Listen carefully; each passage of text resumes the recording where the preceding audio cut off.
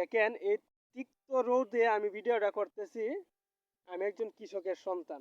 এই জন্যেই বর্তমান কৃষি জমি জমা করাটা ব্যয়বহুল ছাড়া আর কিছু নেই, আর কিছুই নয়। আমার বাবাকে জিজ্ঞাসা করলাম যে এটার মধ্যে কোনো লাভ নেই, তারপরও কি জন্য এই কাজ করো, অন্য কিছু ব্যবস্থা করে দেই, করো। সে একেবারেই নারাজ। সে বলতেছে তার 14 গোষ্ঠী বাপ দাদার আমল থেকে এই কৃষি কাজ করে, এটার সাথেই তারা সংযুক্ত, তাদের রক্তের সাথে মিশে গেছে। তো দেখেন গ্রামের কৃষক চাচারা ভাইয়েরা বাবারা যদি এটাকে এতটা ভালোবাসে, তাহলে সরকারকে এগিয়ে আসতে হবে, কৃষকদের পাশে দাঁড়াতে হবে। জ্বালানি কৃষিখাতের যে জ্বালানিগুলো আছে এগুলো খরচ কমাতে হবে, কীটনাশকের দাম কমাতে হবে, ঠিক আছে। এবং ফসল উৎপাদনের পরে তারা যাতে তাদের ন্যায্য মূল্যটুকু পায় এটা নিশ্চিত করতে হবে। তাহলে বাংলাদেশের কৃষক বাঁচবে, কৃষিখাত বাঁচবে। যাতে এটা হারিয়ে না যায়, এর জন্য আমাদেরকে কি চেষ্টা চালিয়ে যেতে হবে।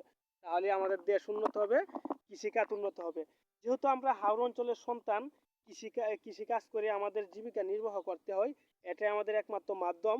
সেই জন্যই প্রত্যেকটা হাওর অঞ্চলে কৃষিখাতে গুরুত্ব দিতে হবে প্রশাসন থেকে। যারা কৃষি কর্মকর্তা রয়েছে, কৃষি মন্ত্রণালয় রয়েছে, তারা শুধু বেতন গণলেই চলবে না। মাস গেলে ফিল্ড পর্যায়ে এসে, মাঠ পর্যায়ে এসে আপনারা তাদের সাথে, কৃষকদের সাথে কথা বলেন, কি কি সমস্যা রয়েছে এগুলো সমাধান করার চেষ্টা করেন, তাদের সকল সুযোগ সুবিধা দেন। তাহলে দেখবেন তারা আরো উৎসাহিত হবে কৃষিকাজ করার জন্য। তাহলে দেশ উন্নত হবে, কৃষিকাজের সম্প্রসারণ ঘটবে।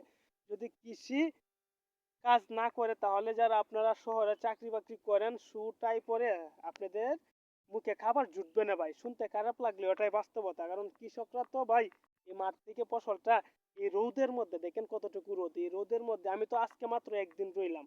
এখন আমার বাপ চাচারা ভাইয়ারা যারা থাকে এরা তো প্রতিদিনে একই কাজ করতেছে এই রোদের মধ্যে, পুড়ে বৃষ্টিতে ভিজে। তো এই জন্য আমাদেরকে কি উচিত, কৃষকদের সম্মান করা, কৃষকরা যাতে তাদের ন্যায্য মূল্যটুকু পায় এটা সুনিশ্চিত করা। তাহলে বাংলাদেশ কৃষিখাতে উন্নতি হবে। আর কিছু বলার নেই। আরেকদিন আরেকটা গ্রামীণ ভিডিওতে হাজির হব। সকলে ভালো থাকবেন, সুস্থ থাকবেন, এই বলে আমি বিদায় নিলাম। আল্লাহ হাফেজ।